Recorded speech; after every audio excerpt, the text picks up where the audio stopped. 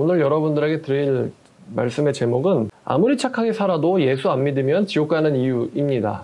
아마 이제 크리스찬 여러분들께서 불신자분들한테 많이 받는 공격 혹은 질문 중에 하나일 거예요. 착하게 살았는데 예수 안 믿었다는 이유로 지옥 보낸다면 너무 불공평한 거 아니냐, 뭐 이런 이야기죠. 사람이 죽으면 사람들이 하는 말이 있습니다. 그게 뭐냐면은 불교에서는 극락왕생하소서라고 이야기하고, 또 명복을 빈다라는 말을 하죠. 명복을 빈다. 그리고 또 이게 가장 흔한 말인데, 좋은 곳 가셨을 거야, 좋은 곳 가시길이라는 말을 합니다. 사람들이 좋은 곳 간다, 극락 간다 그러려면은 이제 착한 사람이 간다는 의미가 들어 있습니다. 착한 사람은 좋은 곳 가야 되고 나쁜 사람은 좋은 곳 가면 안 된다. 이거는 아마 여러분들이 모두 동의하신다고 생각해요. 만약에 살인자가 좋은 곳 간다면은, 뭐 강간범이 좋은 곳 간다면은, 연쇄살인범이 좋은 곳 간다면은, 뭐 그곳에 있는 희생자들은 참 어처구니 없겠죠. 사람들이 착하게 살면은 좋은 곳 가고 나쁘게 살면은 나쁜 곳 지옥 간다, 이런 말을 할 때에 그 말 안에는 선악 판단을 하고 있다는 것입니다. 여러분, 저승에는 염라대왕이 살고 있다고 하는데, 이 염라대왕은 생전에 선악을 심판하는 지옥에 사는 왕입니다. 이 염라대왕이요. 그러니까 선악 판단을 사람들은 하고 있다는 것이죠. 근데 저 사람은 착하게 살았다, 저 사람은 나쁘게 살았다 라고 사람들이 말할 때 그게 누구 기준일까요? 그게 다들 내 기준 아니겠습니까? 저 사람은 나한테 착하게 해줬으니까 좋은 곳 갈 거야, 저 사람은 나한테 나쁘게 대했으니까 나쁘게 갈 거야. 이게 이제 자기 기준이라는 것이죠. 그럼 만약에 어떤 사람이 나한테 착하게 해줬는데 그 사람이 알고 봤더니만 강간범이에요. 그러면은 내 입장에서는 저 사람은 착한 사람이겠지만 남의 입장에서는 저 사람 나쁜 사람이죠. 아니면 어떤 사람이 굉장히 착한 사람인데 나한테만 엄격하게 엄하게 한 사람이라고 해보죠. 그럼 그 사람이 내 입장에서는 나쁜 사람일 것입니다. 사람들은 모두가 다 선악 판단을 합니다.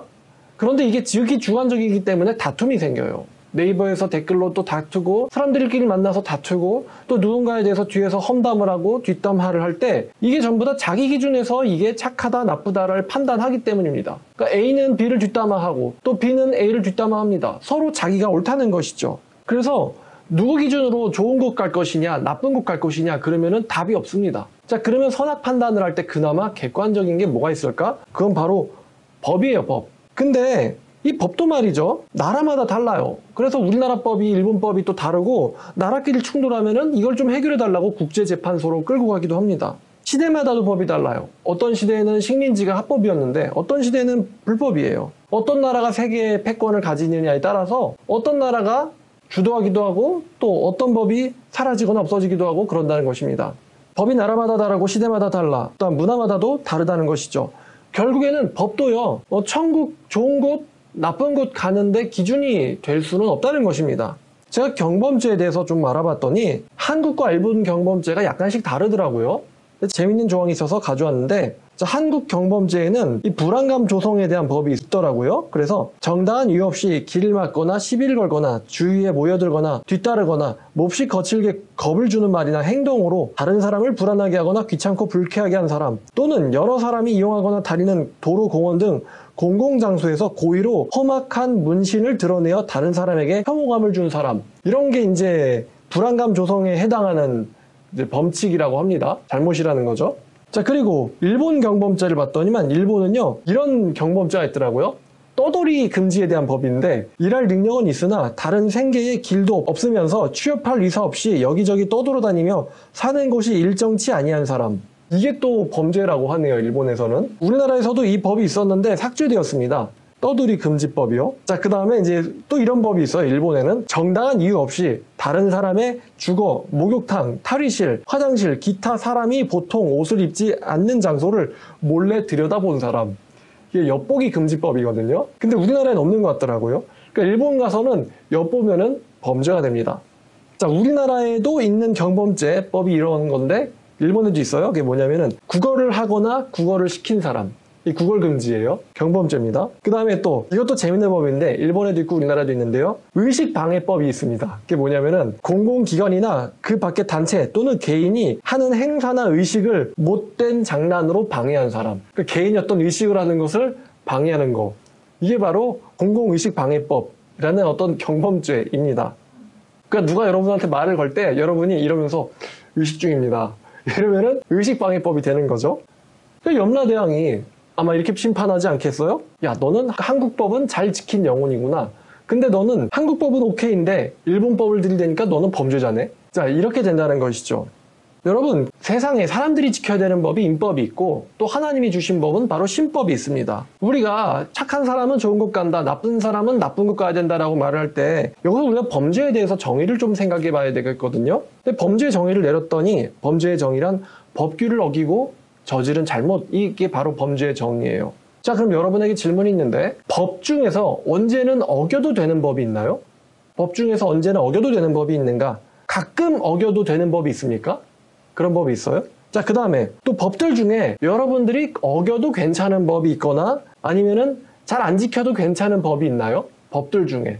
아니라는 거죠. 모든 법은 항상 지켜져야 되고 어떤 법도 전부 다 지켜야 된다는 것이 상식입니다. 성경도요, 야고보서 2장 10절과 11절에서 이렇게 말하고 있습니다. 누구든지 온 율법을 지키다가 그 하나를 범하면 모두 범한 자가 되나니, 다시 말하면 한 가지를 범하면 범죄자가 된다는 것입니다. 간음하지 말라 하시니가 또한 살인하지 말라 하셨은즉 네가 비록 간음하지 아니하였더라도 살인하면 율법을 범한 자가 되느니라 라는 말이 있죠. 그러니까 우리가요, 보통 범죄자라고 할 때는 그 사람이 모든 법을 어겨서 범죄자라고 하는 것이 아니고 한 가지 법만 어겨도 그 사람은 범죄자가 된다는 것입니다. 그러니까 범죄를 저지른 사람이 바로 이 범죄자라는 것이죠. 그러니까 우리가 보통 너는 범죄자야! 이런 말을 뭐 드라마나 이런 데서 볼 것 같은데요. 어떤 법 하나라도 어긴 사람은 바로 범죄자라는 것입니다. 근데 과연 모든 법을 항상 지킬 수가 있는 사람이 과연 있는가라는 질문을 해야 돼요.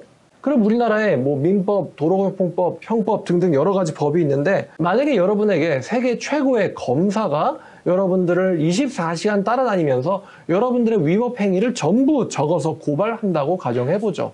자, 세계 최고의 검사가 여러분들을 따라다닙니다. 그러면서 쟤는 지금 무슨 방법을 위반했어? 통행 방법을 위반했어. 보행자 보호 의무를 위반했어. 쟤는 방금 정지선을 어겼어. 쟤는 지금 사거리 통행 방법을 어겼어. 쟤는 지금 뭐 쓰레기 처리에 대한 법률을 어겼어. 여러분들의 모든 행동들을 쳐다보고 관찰한다고 생각해 보시죠. 쟤는 방금 전에 모욕죄를 저질렀어. 쟤는 방금 명예훼손을 저질렀어. 등등 말이죠. 자, 그러면은 어떤 사람이 도대체 이 사회에서 살아갈 수 있을까요?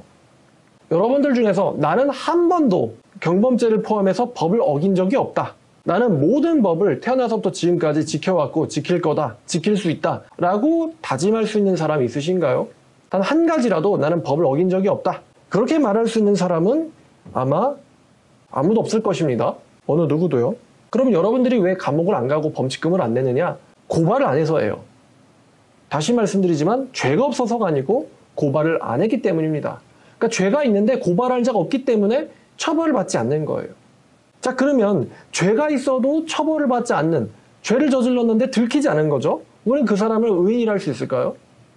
우리가 어떤 사람에게 야, 저 사람은 범죄자야 라고 이야기하는데 그렇다면은 과연 나 자신은 대한민국에 있는 모든 법을 단 한순간도 어기지 않고 다 지켰을까?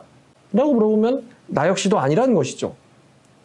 그러니까 중요한 것은 이 세상에 좋은 사람, 착한 사람, 이런 사람이 과연 있느냐는 것입니다. 법을 하나라도 어기면 그 사람은 범죄자입니다. 그런데 인법도 다 못 지키는데 하물며 하나님이 주신 신법을 어떻게 인간이 다 지키겠습니까? 인간들이 감시 관리하는 법도 제대로 못 지키는데 하나님 앞에서, 천사들이 보고 있는 앞에서 어떻게 하나님이 주신 법을 다 지키는 사람이 과연 어디 있겠냐 이것이죠.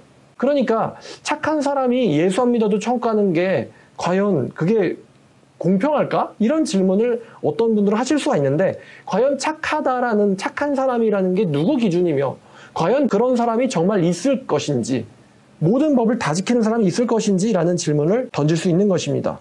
자, 전도서 7장 20절은 이렇게 말을 하고 있어요. 선을 행하고 전혀 죄를 범하지 아니하는 의인은 세상에 없기 때문이다. 세상에 없다라고 말합니다. 선을 행하고 전혀 죄를 범하지 아니하는 의인은 세상에 없다고 말을 합니다. 자, 그래서 로마서 3장 10절부터 12절까지도 이렇게 말을 하고 있습니다. 기록된 바 의인은 없나니 하나도 없으며 깨닫는 자도 없고 하나님을 찾는 자도 없고 다 치우쳐 함께 무익하게 되고 선을 행하는 자가 없나니 하나도 없다라고 말을 하고 있다는 것이죠. 그러니까 모든 사람들은 범죄자라는 거예요, 성경은. 근데요, 하나님께서요, 우리 하나님께서 천국 가는 길을요, 두 가지를 주셨어요. 하나는요, 이 신법이라고 불리는 율법을 완벽하게 다 지키는 방법입니다. 레위기 28장 5절을 보면 자, 이런 말씀이 있습니다. 너희는 내 규례와 법도를 지키라. 사람이 이를 행하면 그로 말미암아 살리라. 나는 여호와니라. 자, 이런 말씀이 있어요. 너희는 내 법도와 규례를 지키면은 살 것이다. 나는 신이니라. 이렇게 말씀하셨어요. 내 법도를 지키면 산다. 자, 그러면 어느 조항들을 언제부터 언제까지 지켜야 되냐는 질문을 할 수 있겠죠. 당연하겠지만 우리가 이제 일반 사회에서 적용하는 것처럼 태어나서 죽을 때까지 그리고 모든 법을 다 지키면은 하나님께서는 산다라고 약속하시고 맹세하셨다는 것입니다. 자, 갈라디아서 3장 12절도 같은 이야기를 하고 있어요. 자, 갈라디아서 3장 12절인데 율법은 믿음에서 난 것이 아니니라. 그러나 성경이 말하기를 율법을 행하는 자는 그 가운데서 살리라 하였느니라. 그러니까 말씀을 다 지키면은 산다는 것이죠. 하나님께서요, 성경 말씀을 다 지키면 산다고 약속해 주셨다는 것입니다. 자, 그런데 모든 말씀을 평생 동안 다 지키는 것이 과연 가능하냐? 인간들의 법도 다 못 지키는데 하나님이 지켜보시는 그 법을 다 지키는 것이 가능하냐는 거예요. 그래서 10절을 보니까 무릇 율법 행위에 속한 자들은 저주 아래 있다. 율법 행위라는 것은 선행을 통해서 내가 노력으로 착하게 살아서 천국 가려고 하는 사람이란 뜻입니다. 내가 착하게 살아서 천국 가려고 하는 사람들은 저주 아래 있나니 왜냐하면 기록된 바 누구든지 율법책에 기록된 대로 모든 일들을 항상 행하지 않는 자는 저주 아래 있는 자라 하였음이라. 그러니까 천국 가려고 해 착하게 살아서 천국 가려고 했을 때 이 모든 말씀들을 다 지키지 못하면 저주를 받는다는 거예요. 모든 말씀들을 평생 동안 다 지키지 못하는 자는 저주받는다는 것입니다. 자, 그러니까 착한 사람은 없다는 것이죠. 착하게 되려다가 오히려 저주 아래로 떨어진다는 이야기입니다. 자, 그런데 성경은요, 동시에 다른 방법을 제시해주고 있습니다. 자, 13절인데 예수님이 우리 대신 저주를 받으사 율법의 저주로부터 우리를 속량 구원하셨으니 기록된 바 나무에 달린 자마다 하나님의 저주 아래 있는 자라 하였습니다. 그러니까 예수님께서 우리 대신 이 저주를 받으시고, 여기서 저주는 죄를 범한 거에 대한 대가예요.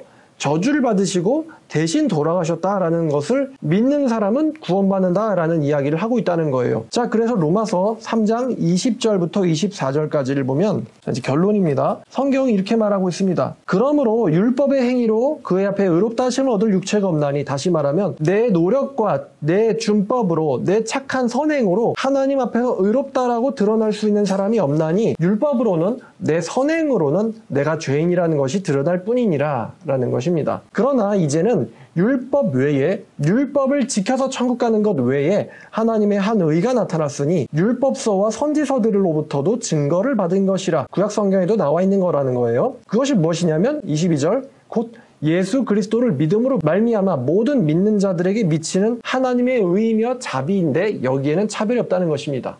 모든 사람이 죄를 범하였음에 하나님의 영광에 하나님의 나라에 들어가지 못하더니 그리스도 예수 안에 있는 구원으로 말미암아 하나님의 은혜로 값없이 의롭다 하심을 얻은 자 되었느니라.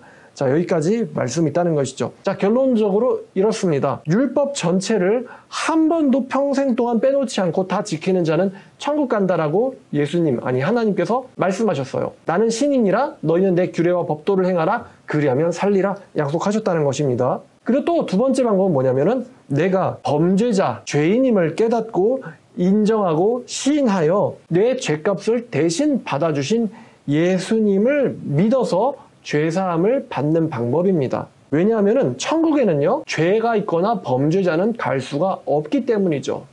아까 말씀드렸듯 살인자나 강간자가 좋은 곳에 간다면은 그 살인자에게 피해당한 사람이 좋은 곳에서 서로 만나서 얼굴이 붉어지지 않겠습니까?